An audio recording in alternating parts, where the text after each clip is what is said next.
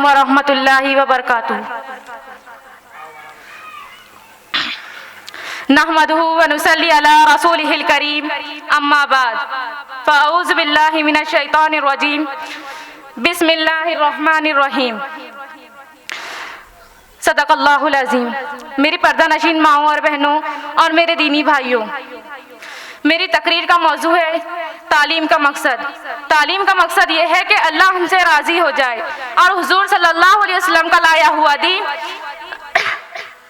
ہماری اور تمام مسلمانوں کی زندگی میں آ جائے، ہم خود اللہ کو پہچانے اور دوسروں کو اللہ کی پہچان کروانے والے بنیں اور ایمان و یقین کو تازہ کریں۔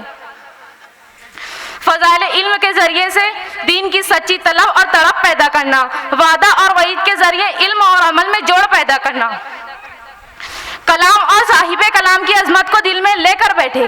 کلام اللہ کا ہے اور صاحب کلام رسول اللہ صلی اللہ علیہ وسلم ہے۔ بہت غور و عظمت سے سنیں، دھیان سے سنیں، دھیان سے سنیں گے تو بات دل میں اتریں گی اور بات دل میں اتریں گی تو عمل کی توفیق ہوگی۔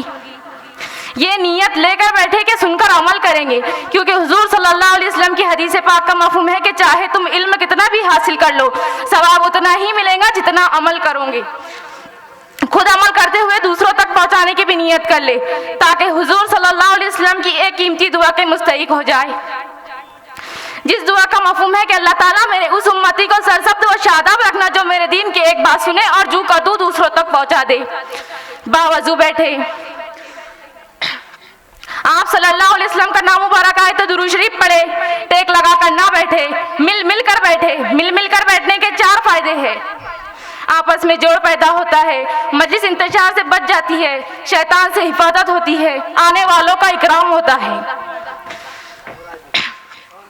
اللہ تعالیٰ نے قرآن کریم میں ارشاد فرمایا، قل ان کنتم تحبون اللہ فاتبعونی یحببکم اللہ۔ اے نبی صلی اللہ علیہ وسلم آپ کہہ دیجئے اگر تم اللہ سے محبت کرتے ہو تو میری اتباع کرو، اللہ تم سے محبت کرے گا اور تمہارے گناہوں کو معاف کر دے گا۔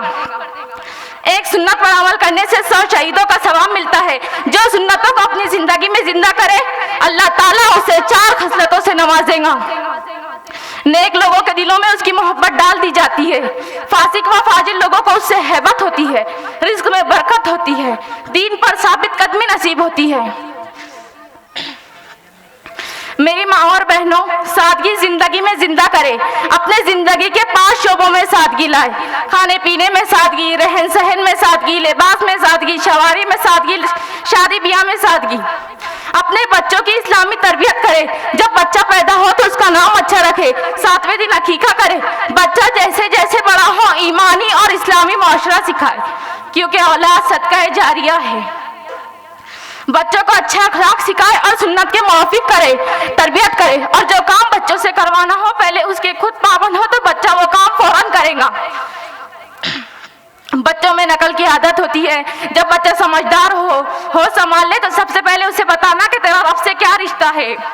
ماں کی تربیت سے ہی امام غزالی رحمۃ اللہ علیہ، عبد القادر جیلانی رحمۃ اللہ علیہ، امام بخاری رحمۃ اللہ علیہ اور قطب الدین بختیار کاکی رحمۃ اللہ علیہ جیسے اولیاء کرام زندہ ہوئے۔ بچوں کو بچپن ہی سے خوب علوم دینیہ سکھایا جائے۔ بچپن میں دین سکھانا ایسا ہے گویا پتھر پر نقش وہ کبھی نہیں مٹتا۔ صدق اللہ العظیم۔ السلام علیکم۔